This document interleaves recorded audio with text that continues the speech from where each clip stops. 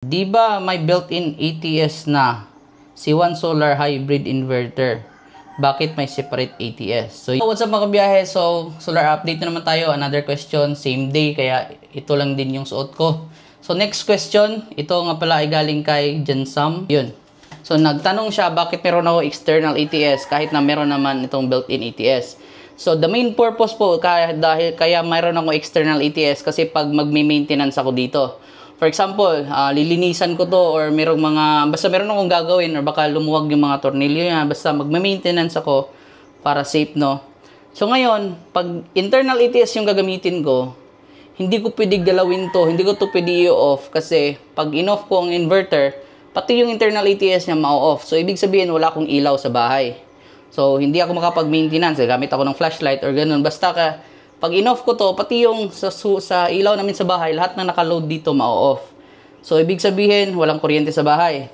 Whereas, kung meron ka external ATS na pang-maintenance, pag i-off ko tong aking grid or itong solar setup ko, automatic po siya magta-transfer doon sa grid. So, ibig sabihin, pwede ko na to siyang i-off. Pero yung ilaw namin sa bahay or yung mga load dito, nakakonect sa grid. So, ibig sabihin, gumagana pa rin yung mga load sa bahay ko kahit na naka-off yung aking setup.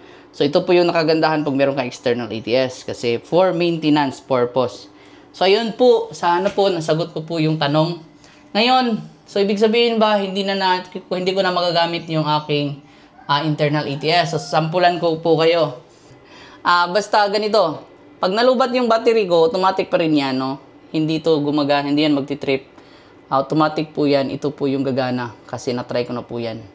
So, automatic, naka-on po yung AC natin. Mayroon siyang AC input na 243. Pero hindi siya gumagana ngayon kasi full charge yung battery natin at nagsusupply pa din yung ating solar kasi sobrang sikat ng araw ngayon, no? Full charge na siya. 14.4 na time check itself.